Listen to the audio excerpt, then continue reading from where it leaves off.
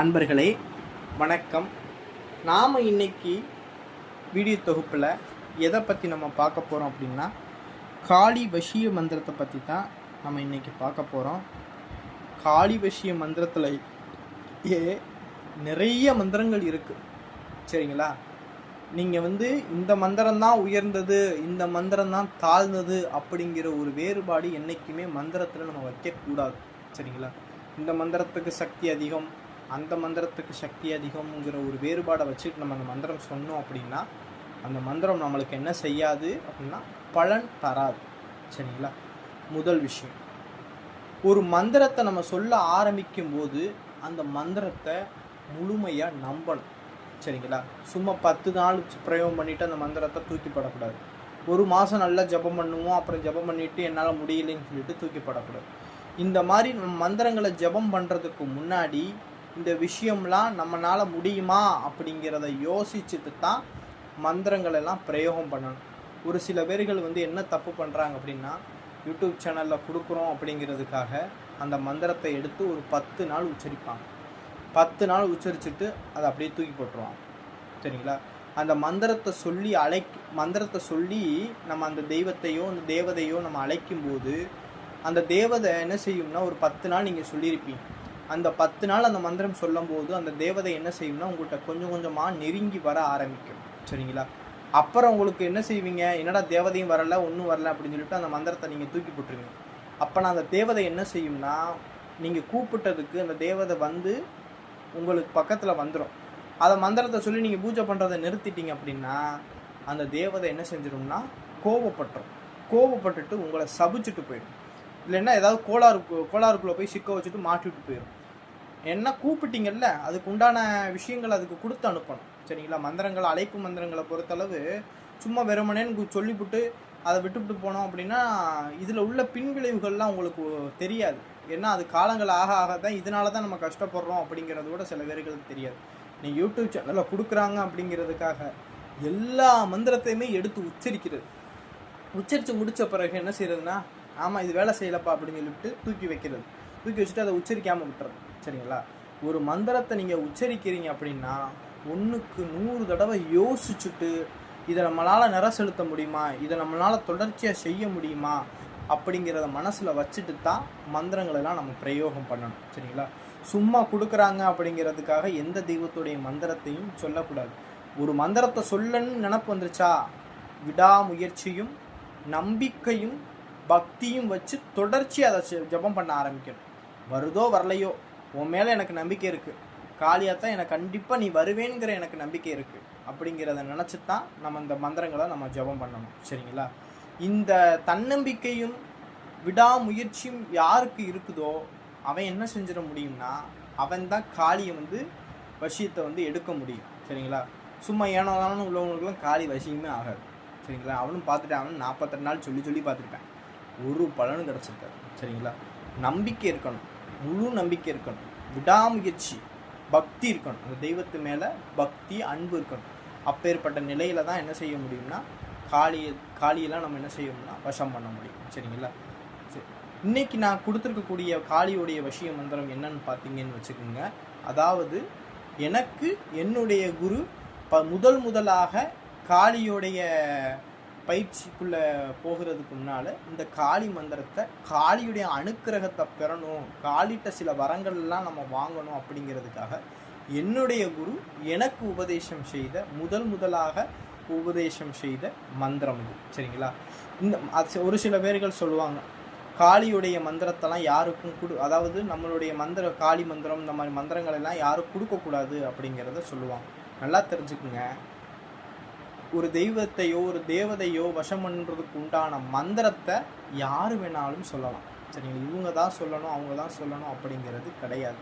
அதாவது ஒரு விஷயத்தை ஒரு காளி தேவியை நாம் அழைக்கிறோம் அப்படின்னா அதை எதற்காக அழைக்கிறோம் அப்படிங்கிறத பொறுத்து தான் எல்லாமே மாறுபடும், சரிங்களா? நீங்கள் காளி தேவியை அழைக்கிறது இப்போ ஒரு மாந்திரிக விஷயங்களை கற்றுக்கிறணும், ஒரு மாந்திரிகத்தெல்லாம் மாந்திரிக விஷயங்களுக்கு நீ துணை நிற்கணும், நான் செய்யக்கூடிய மாந்திரிக செய்கிறதுக்கு அப்புறம் நீ முன்னாடியே நின்று எனக்கு சொல்லித்தரணும் அப்படிங்கிறது மனசில் நினச்சிக்கிட்டு சில பேர் அந்த மந்திரத்தை சொல்லுவாங்க. என்ன அந்த காளிட்டு இந்த வரத்தை வாங்கணும் அப்படிங்கிறதுக்காக மந்திரத்தை சொல்லுவாங்க. அப்படி நம்ம ஜபம் பண்ணும்போது காளி என்ன செய்வான்னா, அதற்கு நீ தகுதியானவனா அப்படிங்கிறத உன்னை பரிசோதனை பண்ணிட்டு தான் அவன் என்ன செய்வான்னா உன்னிட்ட பிரதட்சணமே ஆவா. சரிங்களா? நீ கேட்ட வரத்தை கொடுக்கக்கூடிய ஒரு சூழ்நிலையில் வருவா. சரிங்களா? ஒரு சில பேர்கள் வந்து இந்த மாதிரி மாதிரி விஷயங்கள்லாம் எனக்கு வேணாம், அவளுடைய அருளும் ஆசீர்வாதமும் எனக்கு பரிபூரணமாகவே வேணும் அப்படின்னு மனசில் நினச்சிட்டு ஒரு சில பேர்கள் வந்து எனி டைம் இந்த காளியுடைய மந்திரத்தை வந்து ஜபம் பண்ணுவாங்க. அப்பேற்பட்ட சூழ்நிலை இருக்கிறவங்களும் மந்திரங்களை ஜபம் பண்ணலாம். இதனால் எந்த ஒரு பின்விளைவுகளும் கிடையாது. நீங்கள் எதுக்கு அவளை வணங்குறீங்க அப்படிங்கிறத பொறுத்து அவள் உங்களை சோதிச்சு பார்ப்பா. சரிங்களா? அதுக்காக சோதிக்கிறா அப்படிங்கிறதுக்காக அந்த விட்டுவிட்டு போயிடக்கூடாது. சரிங்களா? அதனால தான் காளி விஷயத்தை வந்து மனம் உறுதி உள்ளவனும் தன்னம்பிக்கை உள்ளவனும் தான் எடுக்கணும் அப்படின்னு சொல்லி சொல்லுவாங்க. சரிங்களா? அதனால் நான் சொல்லக்கூடிய இந்த காளி விஷயத்தை எப்படி எடுக்கணும் அப்படிங்கிறத பாருங்கள். சரிங்களா? அதாவது ஒரு சில பேர்கள்லாம் வந்து என்ன செய்வாங்கன்னா 48 நாட்கள் என்ன செய்வாங்கன்னா போட்டு முட்டிக்கிட்டு போட்டு அந்த மந்திரத்தை சொல்லிக்கிட்டு இது பண்ணுவாங்க. சரிங்களா? ஆனால் மாந்திரி விஷயங்களில் ஒரு ரகசியம் இருக்குது. என்னென்னா எளிமையான ரகசியம், சூட்சம ரகசியம். சரிங்களா? ஒரு சில மைகள் இருக்குது. சரிங்களா? நம்ம யூடியூப் சேனலில் ஏற்கனவே நம்ம போட்டிருப்போம் காளி வசிய மை அப்படின்னு சொல்லிட்டு. சரிங்களா? அந்த காளியுடைய வசிய மையை நம்ம உருவ மத்தியில் வச்சுக்கிட்டு நம்ம காளியுடைய வசிய மந்திரங்களை நம்ம உச்சாரணம் நம்ம பண்ணும்போது இந்த காளி தேவி ஆனவள் என்ன செய்வானோம்னா அந்த மைக்கு மயங்கி நம்மள்கிட்ட வந்து ஓடி வருவாங்க. சரிங்களா? அப்பேற்பட்ட அந்த மந்திரம் வந்து ரொம்ப பவர்ஃபுல்லானது அந்த காளி வசிய மையெல்லாம். சரிங்களா? அதாவது காளி மந்திரங்களை பொறுத்தளவு ஒரு இரவு 12 மணிக்கு மேலே நம்ம ஜபம் பண்ணணும். சரிங்களா? அதாவது இந்த மந்திரத்தை எப்படி பிரயோகம் பண்ணுறது அப்படின்னா, உங்களுடைய பூஜை அறையில் இதுக்கு வந்து எந்த விதமான கட்டுப்பாடுகள்லாம் கிடையாது. சரிங்களா? தேவி மேலே காளி மேலே முழு பக்தியை வச்சுக்கிட்டு நீங்கள் இரவு 12 மணிக்கு மேலே பூஜை ரூமில் நான் சொல்லக்கூடிய அந்த காளி வசிய மையை பூர்வ மத்தியில் எடுத்து வச்சுக்கிட்டு நான் ஸ்க்ரீனில் கொடுத்துருக்கக்கூடிய இந்த காளி வசிய மந்திரத்தை தியானத்தில் அமர்ந்து உச்சரிக்க ஆரம்பிக்கணும். சரிங்களா? இப்படி தியானத்தில் அமர்ந்து உச்சரிக்கும் போதே நீங்கள் தொடர்ந்து உச்சரிக்கணும். சரிங்களா? ஒரு நாள் விட்டு ஒரு நாள் உச்சரிக்கக்கூடாது. தொடர்ந்து ஒரு 11 நாள், ஒரு 21 நாள், ஒரு 48 நாள்னு ஒரு கணக்கு வச்சுக்கணும். சரிங்களா? அதனால் தொடர்ந்து நம்ம அதை உச்சரிக்கணும். தொடர்ந்து உச்சரிக்கும் போது ஒரு சில நேரத்தில் என்ன செய்யணும்னா அந்த காளி மந்திரத்தை உச்சரிச்சுட்டு இருக்கும்போது உடம்பெல்லாம் படன்னு வரும். அப்படியே வேர்க்க ஆரம்பிக்கும். உடம்பெல்லாம் வேர்க்க ஆரம்பிக்கும். யாரோ பின்னாடி நம்ம போல் நிற்கிறது போல் ஒரு உணர்வு ஏற்படும். சரிங்களா? நிற்பது போல் ஒரு உணர்வு ஏற்படும். அதே போல் ஏதோ ஒரு குரல் நம்மளுக்கு கேட்குறது மாதிரியே உணர்வு ஏற்படும். சரிங்களா?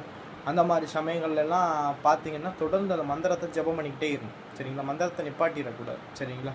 இப்படி உங்கள் பூஜை அறையில் ஒரு மண் அகல் விளக்கில் சுத்தமான நாட்டு மாட்டு பசுவோடைய நெய் ஊற்றி தீபம் போட்டுருங்க. தீபம் போட்டுக்கிட்டு கீழே ஒரு விரிப்பு வச்சுக்கிட்டு வடக்கு திசையோ கிழக்கு திசையை பார்த்தோ உங்கள் பூஜை ரூமில் உட்காந்துக்குங்க.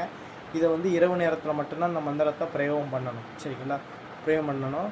உட்காந்துக்கிட்டு நான் ஸ்க்ரீனில் கொடுத்துருக்கூடிய மந்திரத்தை மனசை உருநிலைப்படுத்தி காளி தேவியை மனசுக்குள்ளே ஒரு உருவம் மாதிரி கற்பனை பண்ணி நினச்சிக்கிட்டு நான் ஸ்க்ரீனில் கொடுக்கக்கூடிய மந்திரத்தை எண்ணிக்கையெல்லாம் கிடையாது, உங்களால் எவ்வளவு சொல்ல முடியுமோ அவ்வளவு சொல்லணும். இவ்வளவு சொல்லணும்னு சொல்லிட்டு கடன்னு சொல்லக்கூடாது. சரிங்களா? மந்திரங்களை நிறுத்தி அதோடைய பீஜங்களையும் உச்சரித்து அந்த காளி தேவி வருவது போல் கற்பனை பண்ணி அந்த மந்திரத்தை நம்ம சொல்லணும். இப்படி நம்ம சொல்லும் போது தான் மந்திரம் வந்து நம்மளுக்கு முழுமையாக பலன் தரும். சரிங்களா? இதை வந்து நீங்கள் தொடர்ச்சியாக நீங்கள் இதை பண்ணணும். சரிங்களா? சும்மா ஒரு நாள் பண்ணிவிட்டு 2 நாள் பண்ணிவிட்டு விடக்கூடாது. தொடர்ச்சியாக நீங்கள் பண்ணணும். ஒன்று காளி தேவி என்ன செய்வாங்கன்னா அந்த பிராத்தம் இருந்துச்சு அப்படின்னா நேரடி பிரசனம் பண்ணுவாங்க. இல்லை அப்படின்னா கனவு மூலியமாக வந்து உனக்கு என்ன வரம் வேண்டும் அப்படின்னு சொல்லிட்டு கனவுலையே கேட்டு உனக்கு அதுக்கான வரத்தை கொடுத்துட்டு போவாங்க. சரிங்களா? சில விஷயங்கள்லாம் நடக்கும். அது ஒவ்வொருடைய அனுபவங்களை பொறுத்து. ஒரு எல்லா விஷயங்களையுமே வந்து வெளிப்படையாக நம்ம சொல்லக்கூடாது. சரிங்களா? அதனால் இதை வந்து காளி தேவியை வணங்கணும்னு நினைக்கிறவங்க, காளி தேவியுடைய அருளை பெறணும்னு நினைக்கிறவங்க, காளியை வசியம் பண்ணணும்னு நினைக்கிறவங்க நான் கொடுத்துருக்க இந்த மந்திரத்தை தாராளமாக எடுத்து விடாமுயற்சியோடு நம்பிக்கையோடும் பக்தியோடும் நீங்கள் எடுத்து நீங்கள் ஜபம் பண்ணீங்க அப்படின்னா இந்த காளியே என்ன செய்யும்னா உங்களுக்கு மாந்திரி விஷயங்கள் எல்லாத்தையுமே சொல்லித்தரும். அதுவே குருவா நீங்கள் நினச்சி நீங்கள் வழிபட்டுட்டு வந்துக்கிட்டு இருந்தீங்க அப்படின்னா அதுவே எல்லாத்தையுமே உங்களுக்கு வழியை காட்டும். இதை வந்து தொடர்ச்சியாக நீங்கள் பண்ணணும். சரிங்களா? அதே போல் இந்த காளி வசியம் மை வேணும் அப்படிங்கிறவங்க நம்மளை தொடர்பு கொண்டு வாங்கிக்கிறலாம். சரிங்களா?